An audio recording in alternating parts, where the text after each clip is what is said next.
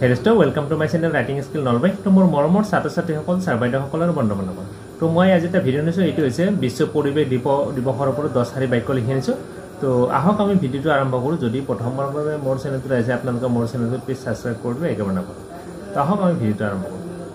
বিশ্ব পৰিৱেশ দিৱস 1 নম্বৰ বিশ্ব পৰিৱেশ দিৱস প্ৰতি বছৰে 5 জুন তাৰিখে পালন কৰা হয় 2 নম্বৰ বিশ্ব পৰিৱেশ দিৱস পালনৰ মূল উদ্দেশ্য হ'ল জনসাধাৰণৰ মাজত পৰিৱেশ সম্পৰ্কে সজাগতা আনা 3 নম্বৰ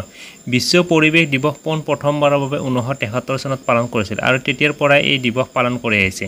বৰ্তমান বিশ্বৰ 100কৈ অধিক দেশত বিশ্ব পৰিৱেশ দিৱস পালন কৰা হয় বিশ্ব পৰিৱেশ দিৱস প্ৰতি বছৰে এটা নতুন বিষয় থিম লৈ উদযাপন কৰা হয় 2025 চনৰ বিশ্ব পৰিৱেশ দিৱসৰ বিষয়বস্তু হ'ল clean environment our choice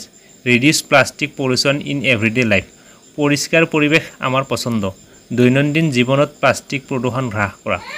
7 number বিশ্ব পৰিৱেশ দিৱসৰ দিনা বিদ্যালয় মহাবিদ্যালয় আদিত বৃক্ষৰোপণ কৰা হয় 8 নম্বৰ বিশ্ব পৰিৱেশ দিৱসত প্ৰদূষণ গোলকীয় উষ্ণতা জৈৱ বৈচিত্ৰ্য আদি সমস্যাৰ ওপৰত গুৰুত্ব দিয়া হয় 9 নম্বৰ পৰিৱেশ সুৰক্ষাৰ কাৰণে আমি সকলোৱে যিমান পাৰো সিমান গছ ৰুব লাগে গছ কটা কমাব লাগে প্ৰদূষণ কমাব লাগে প্লাষ্টিকৰ ব্যৱহাৰ কমাব লাগে 10 নম্বৰ আমি সকলোৱে মিলি আজি এই দিনটোত সংকল্প লওঁ আহক যে আমি সকলোৱে গছপুলি বেছিকৈ ৰুম আৰু পৰিৱেশ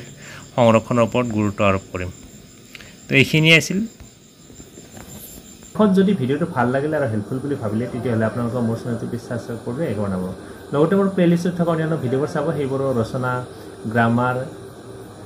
বহুত কিবা কিবি দিয়া আছে তো সেইবোৰ চাব তো আজিলৈ এৰিছোঁ ধন্যবাদ জয়